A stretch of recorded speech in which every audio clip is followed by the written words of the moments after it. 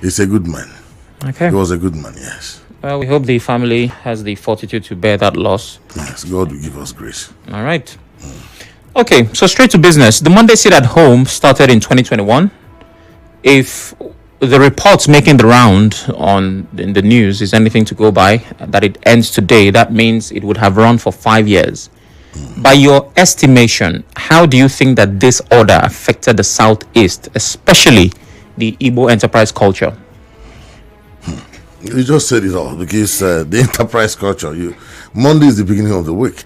And when the way Igbo people behave, the way they live their life, they work from Saturday, Sunday, they work from Monday, Tuesday, Wednesday, Thursday, Friday, Saturday.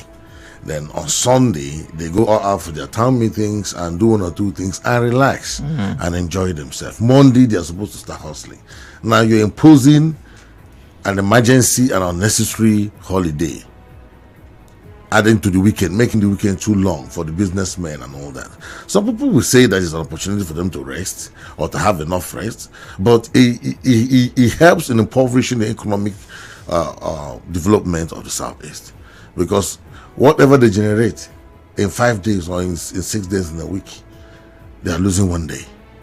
At the same time, you should also remember there are people who live on daily basis, who their life depends on what they're able to make for the day for themselves. So, daily income. Yes, daily income. So you see how, the kind of pains they went through all this period, Now, some would say that the common sense thing to do was to substitute Monday for Sunday. So you used to work Monday to Saturday. Now there has been an imposition of a holiday. Yes. So sell on Sunday.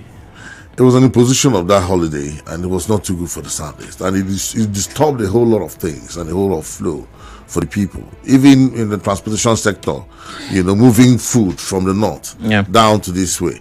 It's always a problem, they're running into some hitches on the way, because on Monday, those guys will be milding everywhere, trying to see who they want to devour. At some points too, some hoodlums hijacked it and trying to use it for their own selfish interest and all that. So it became a problem, and it's a very terrible situation for the Southeast. But I thank God that the developments are changing. What Governor Soludo is doing, and the pronunciation from more powerful, I believe that the people will try to listen. Okay, now when something happens for long enough, people get used to it and they adjust. That's correct. Having done this for 5 years, do you think that the people will feel safe to go out? Don't you think that this may have become culture to the point that they may not want to? No, it's not a culture. It's an issue of fear. These people have been shaken by what those guys that hijacked the situation, have been doing to people, poor people, not that the rich people, the masses. When this thing like this happen, it's the people that the farmers and not the masses, all those people that want to go and harvest what they want to harvest and sell in the day that faces it. These are the people who have been seriously slaughtered, butchered by different kinds of people, hijacking the process, hiding under one group or the other. So right now, they have created fear, on the people. But the thing is that there are some states, like a state like Abia State, Imo State have started moving around on Monday. Owerri is free on Mondays. Okay. Aba is free. Umuahia is free. When it was even very strong, in our own local governments between Isialangwa and Isialangwa North and South, Umuahia to Aba North and South, all of those places we are free and the people are walking around. That was why, there was also a hit on the military in Aba that very period, just trying to instill fear to the people. But if you ask me, the IPOB that swore to protect the people will not be the one killing their people. So there was a hijack of the situation, yes. So the states where people moved on Mondays, it means that the government of those states had the political will to guarantee its people's safety. Yes, the political will and the desire of the people too to move around and do business. Aba is the center of commerce in the whole of South. It's just like Onitsha.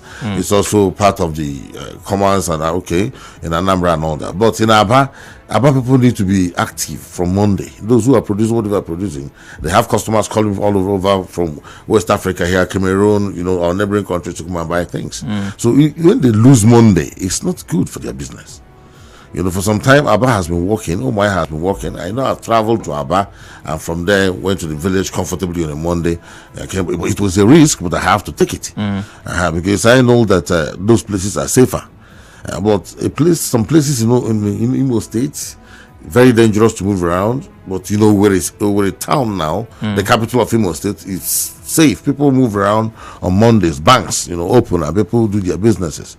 Now, Soludo is trying to do the same in Anambra to make sure that but although he's trying, well, it's not an easy task because the people there are very serious-minded when it comes to this their sit-at-home stuff.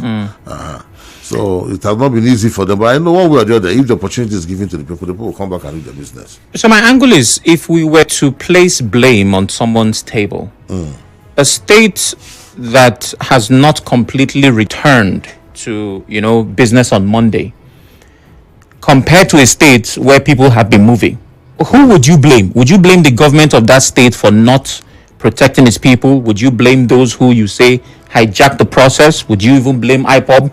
So if in Aba they are able to move and you say, well, government is trying here, and in another state they are not moving as freely, who would you blame in the other state? You know, the issue is like there's some states that have been very volatile before now. Okay. Very, very volatile. That most times when you see all the killings, all the maimings of people, it happens within a certain place, you know, within the Imo State ASICs and Anambra ASICs at some point, where people were being killed by unknown gunmen, and you see attacks here and there. You know, it became a very, very bad situation that so certain local government people could not go home. People could not visit their village anymore. They have to work so hard. They have to, you know, work from the diaspora to put themselves together to provide security for the people at home. So some villages, some areas hijack the situation. Some criminals hijack the situation. And you understand that this is at home started when the prison break from over. That is one of the crises in the South. It started.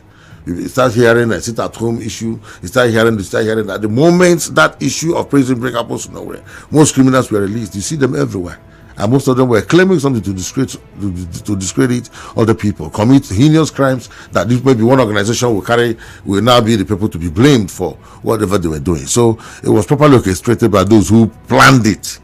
But it is not good for the Southeasterners. And like I said, some of the states where these people started the killings became a target. And some of the states who were not having such issues felt a little bit free to start moving. But the government also tried to make people comfortable because the governors are the chief security officers of their states. Yeah. So by the time you give confidence to your people and the people find out that you are doing what you say, they will be comfortable and try to come out and have peace of mind to go about. All right, to take a break now. After the break, we look at the position of Ohaneze and Ndigbo regarding the sit-at-home before now and the attempt at the Anambra state government to restore confidence. Stay with us.